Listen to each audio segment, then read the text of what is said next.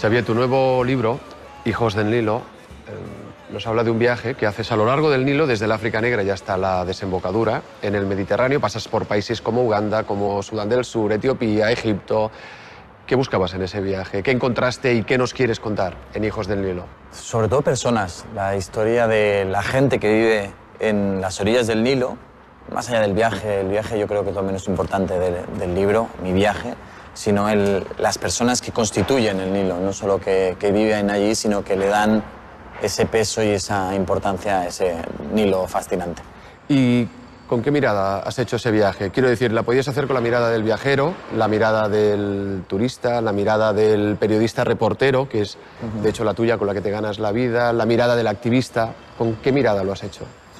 En ese sentido es innegociable, como la mirada del periodista. O sea, para mí la línea entre el activista y el periodista es muy peligrosa. Creo que no tienes que hacer activismo, es explicar la realidad y dar voz tanto a la gente que puedes tener una empatía, como a gente que te parece despreciable, pero creo que también hay que dar voz para explicar un poco lo que ocurre.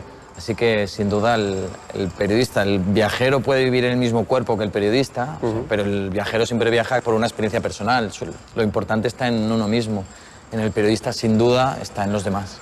No solo narras a través de tu mirada, también es muy importante la mirada de todas esas personas que, como tú decías antes, vas encontrando a lo largo del viaje. Por ejemplo, yo ahora recuerdo a ese ex niño soldado de Uganda.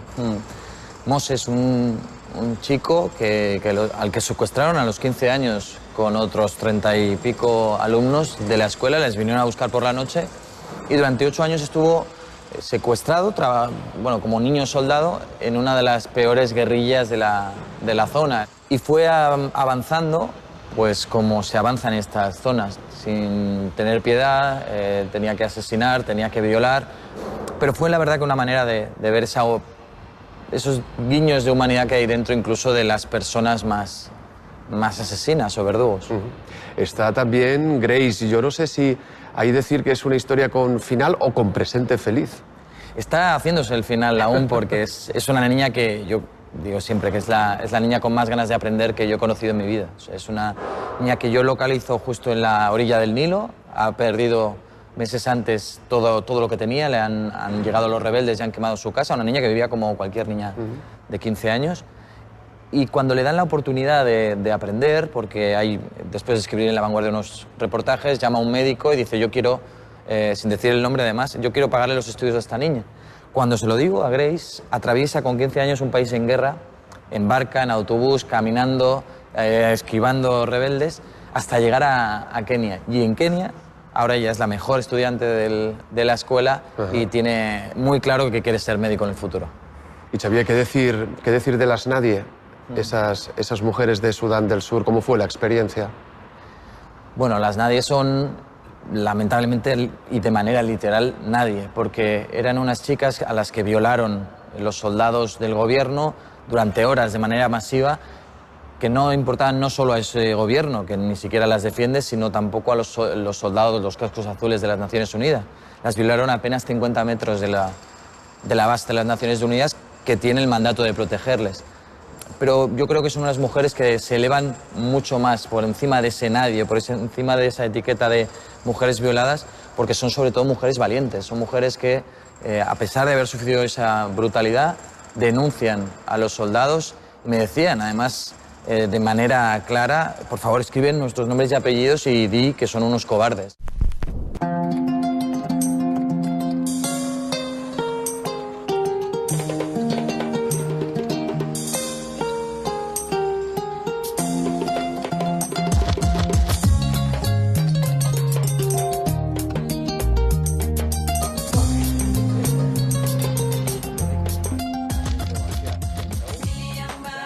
Aquí hablas de culturas milenarias, hablas de pueblos orgullosos, pienso por ejemplo en los nubios, pienso en esa anciana nómada que dice que no concibe su vida si no puede dormir en el desierto. Yo no sé si con todos ellos Occidente tiene una mirada realmente condescendiente o demasiado condescendiente.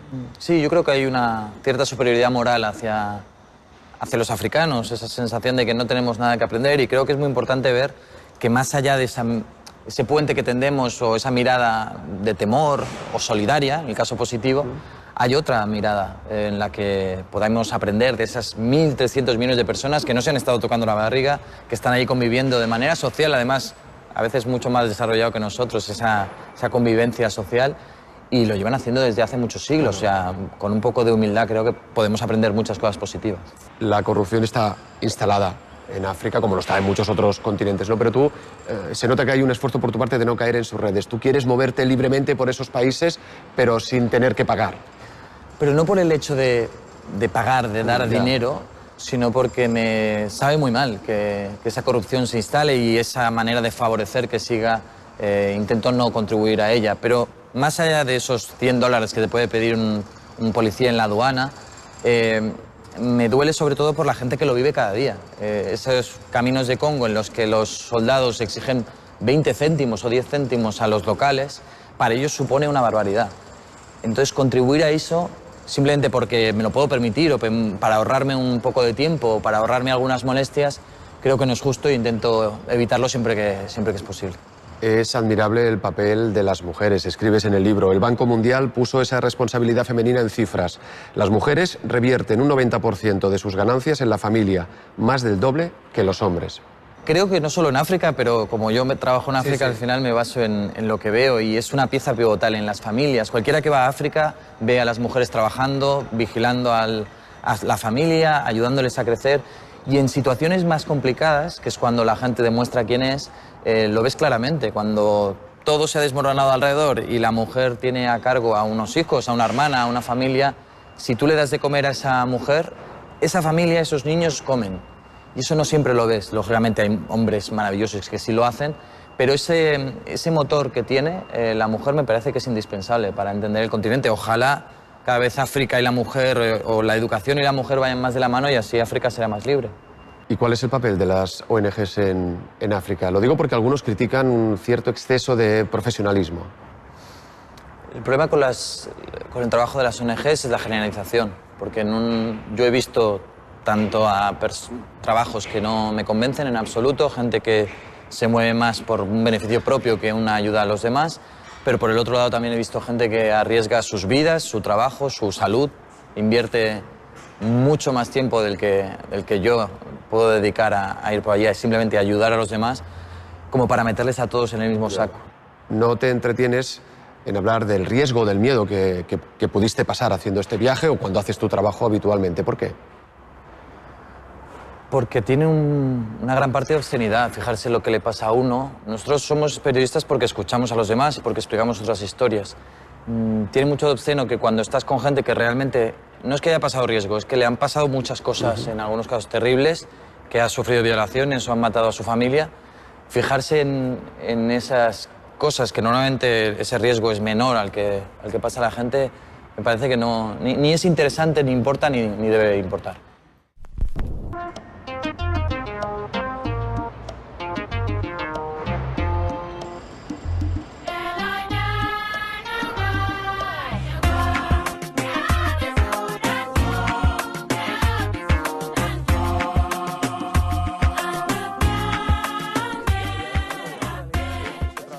Y cuando regresas a Europa, a tu casa, ¿el bienestar produce en ocasiones algún cierto mal rollo o no? Bueno, yo creo que ahí es clave no colocarse en el centro de las cosas. O sea, cuando un amigo te invita a una cerveza, si empiezas a pensar que tú eres el centro, pues mal, porque vives en mundos o compartes mundos diferentes. Pero bueno, yo creo que lo importante de asomarse al otro lado es también el valorar las cosas. Entonces, ojalá me sirva a mí y a la gente que se acerque o que mire hacia África para valorar también lo que tenemos. Tú abordas muchos temas en tus trabajos periodísticos y, por ejemplo, y los vemos también en este libro, ¿no? Porque tú puedes cubrir elecciones, hablas del ébola, guerras, hablas también del deporte en Kenia. Los temas son muy diversos, pero ¿hay un interés general en intentar remover conciencia en el lector? Sí, pero también en ser justo. O sea, es verdad que a mí me parece que entre todos, no solo periodistas, entre padres, profesores, bomberos, incluso policías, creo que es importante mover el mundo hacia una posición más justa para todos, pero bueno, yo creo que esa eso no nos tiene que cegar, no solo esa intención, también explicar las cosas como son y explicar también la normalidad de lo que ocurre en África, no solo con una intencionalidad, sino que también, bueno, hay una cotidianidad, hay un humor, hay deporte, hay economía, hay de todo. En cualquier caso, es cierto que hay momentos que te golpean por dentro. Yo pienso ahora, por ejemplo, cuando describes el hambre de los niños y dices es un quejido mecánico casi sin vida. Es un sonido que debe, no sé, como instalarse en el cerebro, ¿no? Sí, probablemente el recuerdo del hambre, más allá de las imágenes que podemos tener todos en la cabeza de niños muy desnutridos, es sobre todo ese sonido. También diría las miradas de las madres cuando llevan muchas horas, muchos días en una cama junto a un niño que no sabe muy bien, un hijo que no sabe muy bien si va a sobrevivir. Esa mirada también se te queda, pero bueno, la verdad es que el sonido, ese quejido, ese lamento, por eso digo que es el sonido del hambre, lo que más me recuerda a lo que es el hambre. Llevas muchos años cubriendo la realidad africana. ¿África tiene futuro realmente? Sin duda. África tiene futuro porque África es tan diversa que hay países en los que no soy optimista, es que soy realista. Sudáfrica es un país indiscutiblemente mejor que hace 30 años cuando había un gobierno racista. Gambia acaba de echar por las urnas sin derramar una gota de sangre a un dictador que lleva 22 años. Senegal ha sido un ejemplo de democracia durante los últimos años, incluso sacando a un presidente que quería perpetuarse en el poder. Podría seguir con Botswana, Namibia, Ruanda, que pese a sus cicatrices, sus problemas, es un país que está mejor que antes.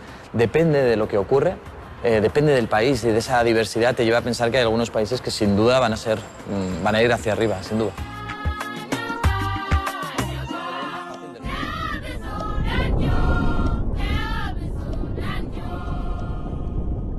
A lo largo del Nilo, desde el África Negra ya hasta la desembocadura, en el Mediterráneo pasas por países como Uganda, como Sudán del Sur, Etiopía, Egipto. ¿Qué buscabas en ese viaje? ¿Qué encontraste y qué nos quieres contar en Hijos del Nilo? Sobre todo personas, la historia de la gente que vive en las orillas del Nilo, más allá del viaje. El viaje yo creo que es lo menos importante del libro, mi viaje, sino las personas que...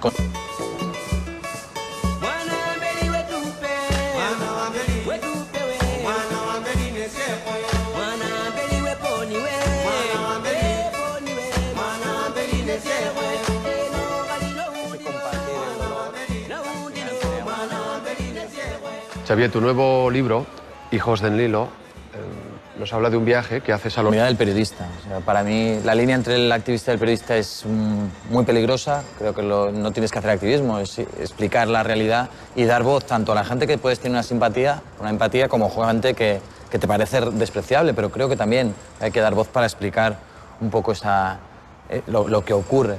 Así que, sin duda, el periodista, el viajero puede vivir en el mismo cuerpo que el periodista.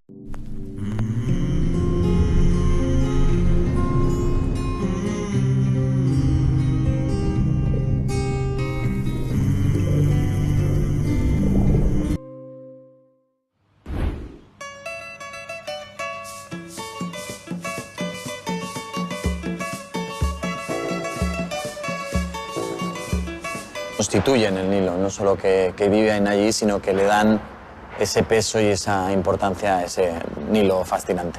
¿Y con qué mirada has hecho ese viaje? Quiero decir, ¿la podías hacer con la mirada del viajero, la mirada del turista, la mirada del periodista reportero, que es de hecho la tuya con la que te ganas la vida, la mirada del activista? ¿Con qué mirada lo has hecho?